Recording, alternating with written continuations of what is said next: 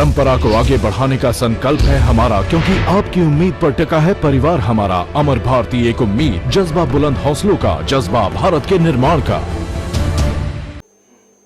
जय जिनेंद्र, मैं अभय जैन। आप देख रहे हैं जिन आगम। भारतीय संस्कृति में बैसाख शुक्ल तृतीया का बहुत बड़ा महत्व है। इसे अक्षय तृतीया के नाम से भी जाना जाता है। जैन दर्शन में अक्षय तृतीया के दिन से ही श्रमण संस्कृति के साथ नए युग का प्रारंभ माना जाता है। माननीय प्रधानमंत्री श्री नरेंद्र मोदी जी ने भी अपने कार्यक्रम मन की बात में अक्षय तृतीया और जैन दर्शन में अक्षय तृतीया के महत्व के बारे में प्रकाश डाला है।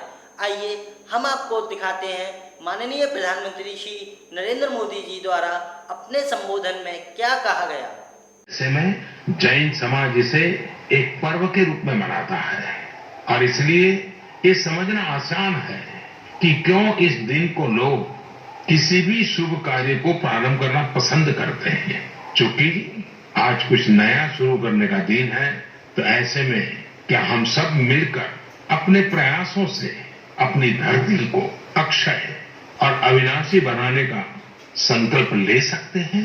जैसा कि आप सभी लोगों ने सुना, माननीय प्रधानमंत्री श्री नरेंद्र मोदी जी ने अपने संबोधन में जैन दर्शन में अक्षय तृतीया के महत्व के बारे में बताया। आइए हम आपको विस्तार से बताते हैं अक्षय तृतीया और जैन दर्शन में अक्षय तृतीया के महत्व के बारे में।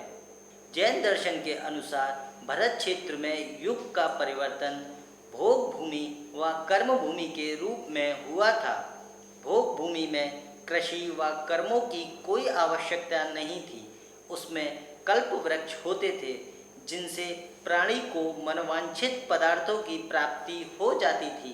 कर्म भूमि युग में कल्प वृक्ष भी धीरे धीरे समाप्त हो जाते हैं और जीव को कृषि आदि पर निर्भर रहकर कार्य करने पड़ते हैं। भगवान आदिनाथ इस युग के प्रारंभ में प्रथम जैन तीर्थंकर हुए थे। उन्होंने लोगों को कृषि और षटकर्म के बारे में बताया तथा ब्राह्मण, क्षत्रिय, वैश्य की सामाजिक व्यवस्थाएं दी। इसलिए इन्हें आदि पुरुष व युग प्रवर्तक कहा जाता है। राजा आदिनाथ को राज्य भोगते हुए जब जीवन से वैराग्य हो गया तो उन्होंने जैन धर्म की दीक्षा ली तथा 6 महीने का उपवास लेकर तपस्या की। 6 माह बाद जब उनकी तपस्या पूरी हुई तो वे आहार के लिए निकले। जैन दर्शन में श्रावकों द्वारा मुनियों को आहार का दान किया जाता है, लेकिन उस समय किसी को भी आहार की चर्या का ज्ञान नहीं था, जिसके कारण उन्हें 6 महीने तक निराहार रहना पड़ा। बैसाख शुक्ल तीज अक्षय तृतीया के दिन मुनि आदिनाथ जब विहार करते हुए हस्तिनापुर पहुँचे, तब वहाँ के राजा श्रेयांस व राजा सोम को रात्रि में एक स्वप्न आया, जिसमें उन्हें अपने पिछले भव के मुनि को आहार देने की चर्या का स्मरण हो गया। तत्पश्चात हस्तिनापुर पहुँचे मुनि आदिनाथ को राजा श्रेयांस ने प्रथम आहार इक्षु रस यानी गन्ने का रस दिया गया। जैन दर्शन में अक्षय तृतीया का बहुत बड़ा महत्व है और जैन श्रावक इस दिन इक्षु रस का दान करते हैं। प्रथम तीर्थंकर की प्रथम आहारचर्या तथा प्रथम दान तीर्थ परिवर्तन की सूचना मिलते ही देवों ने तथा भरत चक्रवर्ती सहित समस्त राजाओं ने भी राजा श्रेयांस का अतिशय सम्मान किया। भरत क्षेत्र में इसी दिन से आहार दान देने की प्रथा का शुभारंभ हुआ।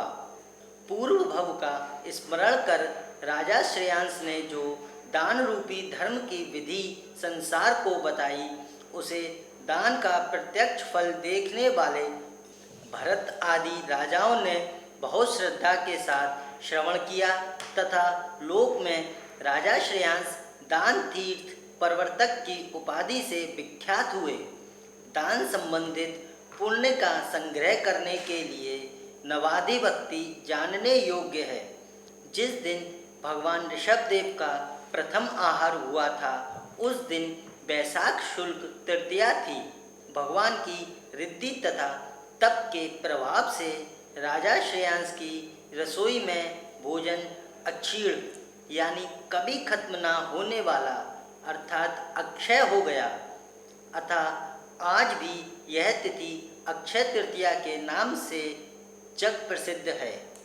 ऐसा आगम में उल्लेख है कि तीर्थंकर मुनि को प्रथम आहार देने वाला उसी पर्याय से या अधिकतम तीसरी पर्याय से अवश्य में मुक्ति प्राप्त करता है।